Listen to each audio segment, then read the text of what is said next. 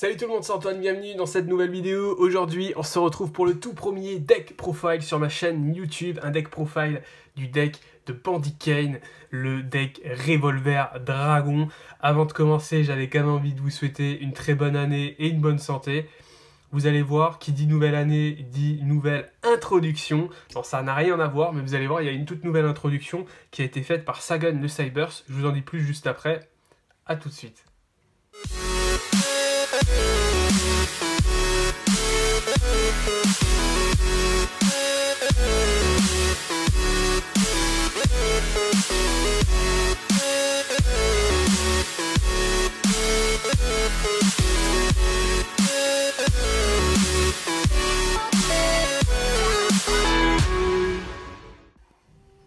Dites-moi dans les commentaires ce que vous avez pensé de cette introduction. Franchement, moi je la trouve superbe.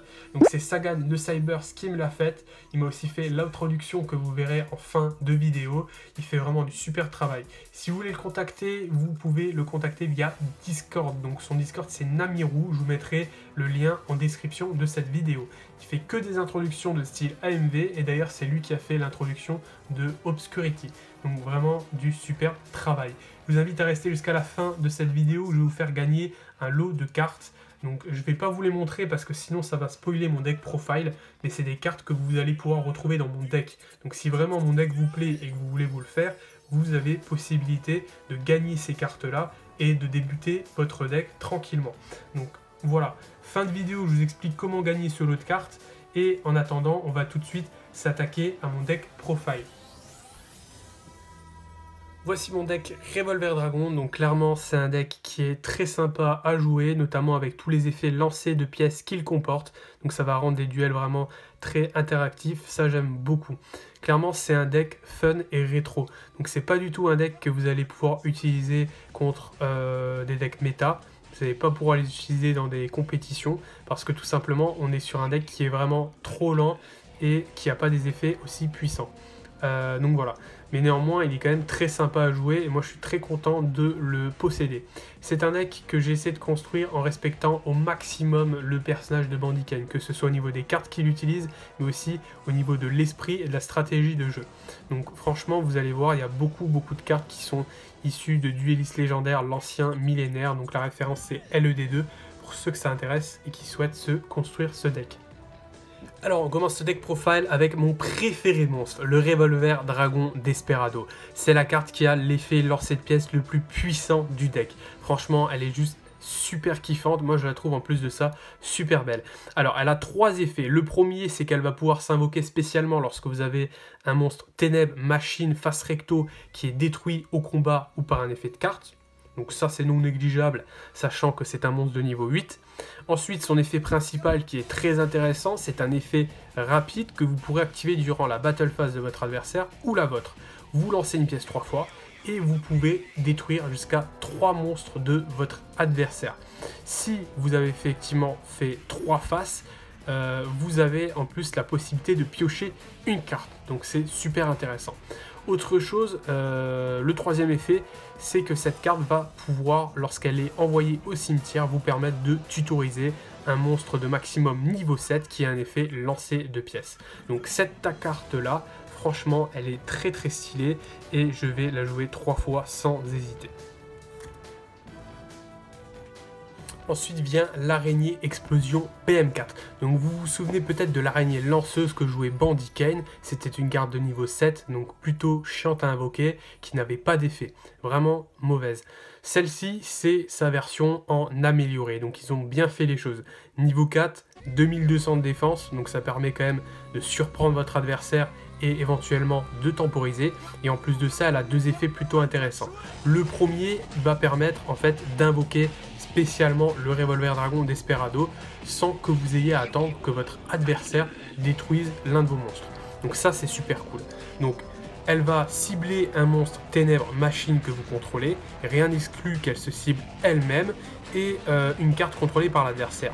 Et va permettre donc du coup de les détruire. Vous pouvez vous débarrasser d'une carte de l'adversaire et du coup invoquer le Desperado. C'est franchement génial. Ensuite, elle a un deuxième effet, c'est un effet burn qui est franchement bien sympa. Lorsque vous avez un monstre Ténèbres Machine qui détruit un ou plusieurs monstres de l'adversaire, par un effet de carte ou au combat, et bien vous infligez à votre adversaire la moitié de l'attaque d'origine d'un des monstres détruits.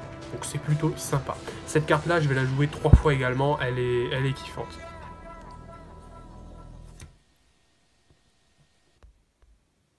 Ensuite vient mon deuxième préféré monstre du deck, c'est la sphère explosive. Alors pour ceux qui connaissent pas cette carte là, elle est hyper puissante. Lorsqu'elle est face verso et qu'elle est attaquée par un monstre, donc bien sûr elle est révélée, et avant le calcul des dommages, elle est équipée au monstre attaquant, et durant la prochaine stand phase de votre adversaire, le monstre attaquant est détruit et votre adversaire subit des dommages égaux à l'attaque du monstre détruit. Donc ça peut être super puissant, c'est un effet burn qui peut faire très mal. Donc cette carte là, c'est une carte de Bandit Kane, je kiffe et je la joue donc 3 fois. Ensuite, on va revenir sur des cartes un peu plus classiques de Bandit Kane, le Revolver Dragon, forcément. Donc celui-ci, il est pas ouf, niveau 7, 2600 d'attaque, mais il va y avoir des possibilités dans le deck de l'invoquer spécialement, donc c'est quand même intéressant. Son effet, c'est le suivant, vous lancez une pièce 3 fois, si vous faites 2 phases, vous détruisez un monstre de l'adversaire. Je vais la jouer 2 fois, 3 fois c'est vraiment lourd, 2 fois c'est quand même bien parce qu'elle a d'autres intérêts dans le deck. Ensuite vient le dragon à recul. Globalement, c'est la même carte, c'est le même effet, sauf que celui-ci, il peut détruire une carte. Voilà, c'est pas précisé. Donc en fait, ça vous laisse le choix si vous voulez détruire un monstre, une magie ou une piège. En général, je choisis de détruire plutôt les pièges. Et en plus de ça, elle nécessite qu'un sacrifice car elle est niveau 6. Donc je la joue 2 fois. Et j'ai zappé le dragon double barillet juste ici. Alors le dragon double barillet. Le dragon double barillet, c'est une carte qui est jouée par Bandit Kane également, qui est super intéressante parce qu'elle est stylée, je trouve, en super rare. Par contre, l'effet, faut avouer qu'il est moins intéressant.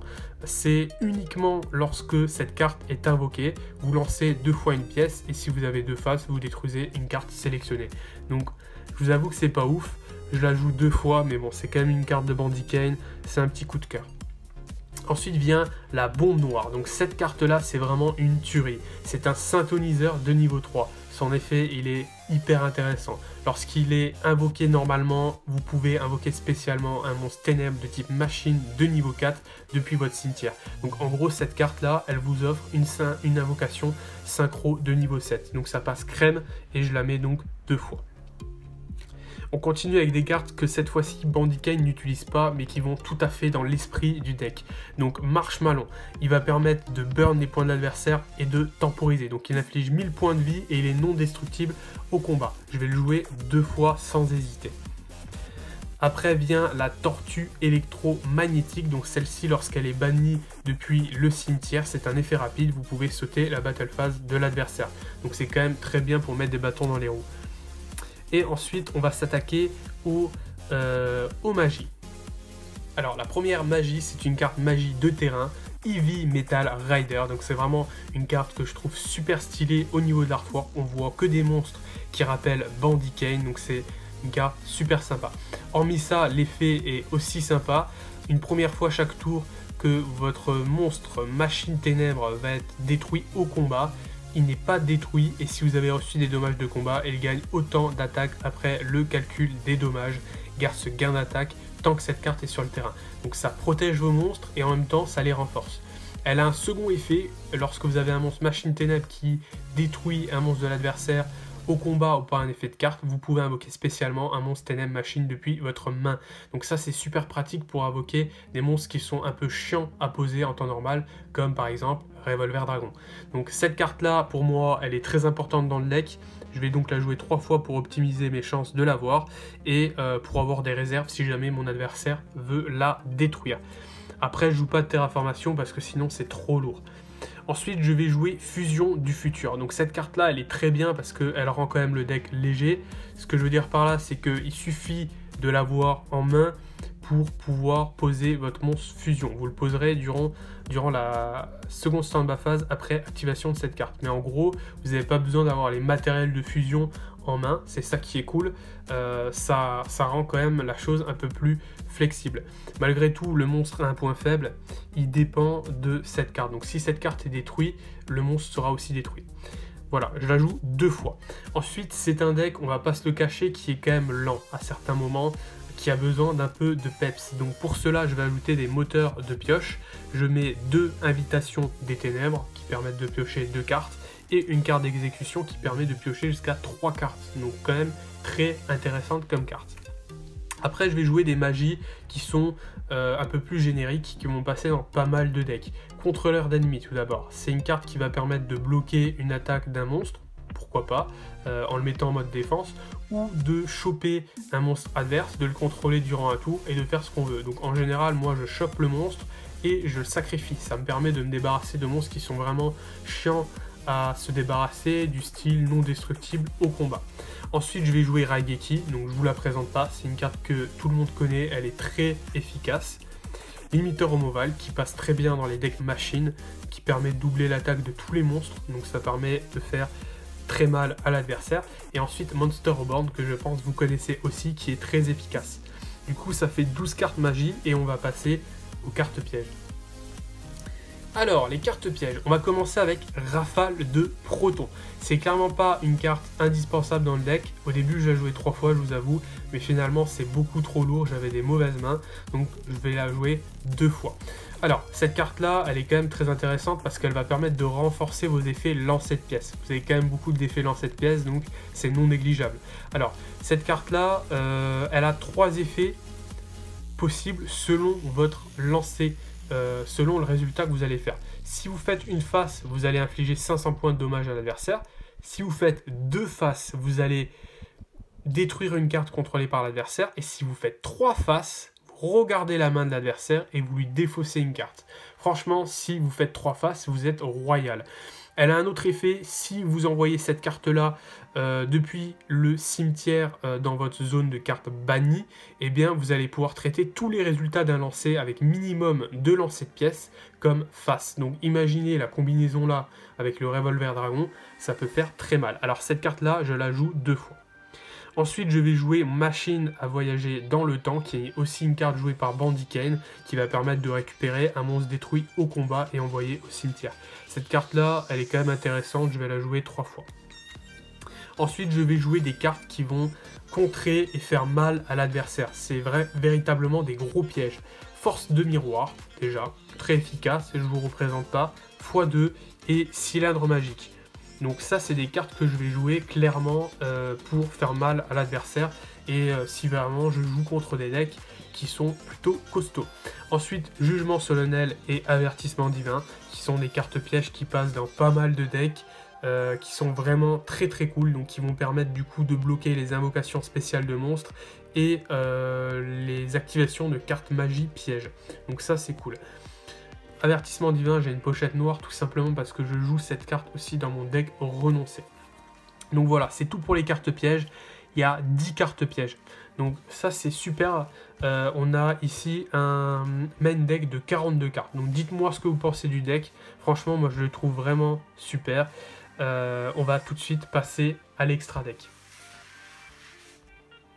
Alors, pour l'extra deck, on commence tout de suite avec le Dragon Gatling, qui est la seule carte de cet extra qui va représenter Bandy Kane. Je vais la jouer 2 fois, donc que vous allez invoquer avec Fusion du futur, Revolver Dragon et Dragon à recul. Elle a un effet lancer de pièces, vous pouvez détruire jusqu'à 3 monstres de l'adversaire, donc c'est super intéressant. Ensuite, je joue 2 cartes synchro, Dragon clair de lune rose noire et Dragon rose noire, donc que vous allez invoquer avec Bombe noire. Dragon rose noire, vous l'invoquez, vous détruisez autant de cartes, enfin toutes les cartes sur le terrain, donc voilà, c'est plutôt cool. Dragon clair de lune rose noire, vous allez bloquer toutes les invocations spéciales de minimum niveau 5, donc vous pouvez bloquer des invocations de gros monstres, c'est super intéressant. Ensuite, mon extra deck niveau carte Xyz, c'est des cartes qui passent dans pas mal de decks. Donc si vous investissez là-dedans, elles vont pas forcément vous servir que dans le Revolver Dragon. Donc c'est ça qui est cool. Ensuite, sachez que c'est des cartes que moi je ne vais pas utiliser souvent. C'est des cartes qui sont, on va dire, optionnelles, mais qui sont bien à avoir pour se sortir des situations un peu compliquées. Donc tout d'abord, le Dragon hiératique du Seigneur de Soleil d'Héliopolis, donc 3000 d'attaque, c'est quand même super intéressant, 2 monstres de niveau 8 pour le poser, et avec son effet, il va vous permettre de détruire des cartes sur le terrain, donc c'est non négligeable. Ensuite, numéro 11, Gros Œil, qui va vous permettre de prendre le contrôle d'un monstre adverse.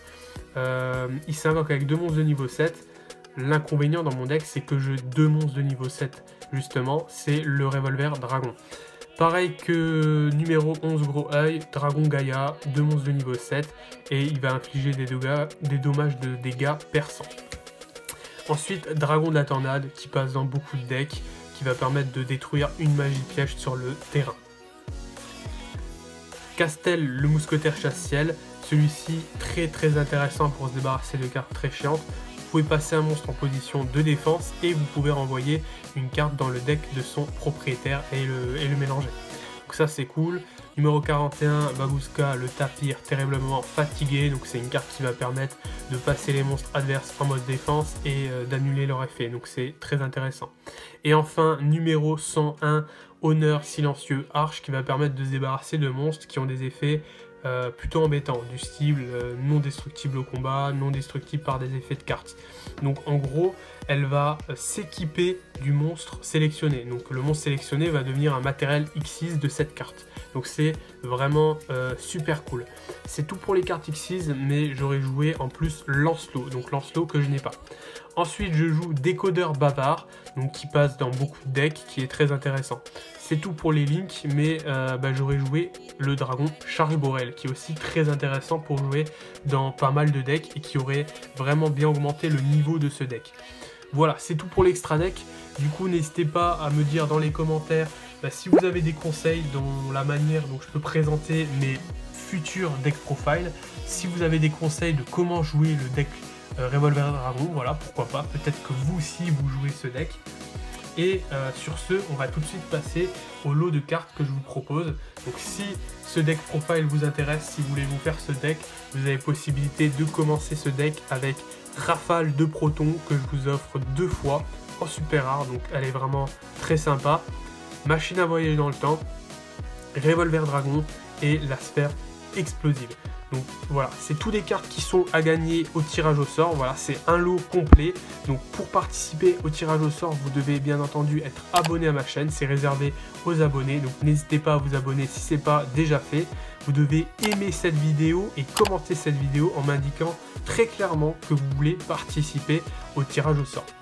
Voilà, donc si vous avez aimé la vidéo, n'hésitez pas à vous abonner, à liker. Surtout à me faire savoir si vous voulez d'autres vidéos deck profile. Et sur ce, je vous dis à la prochaine. Ciao tout le monde.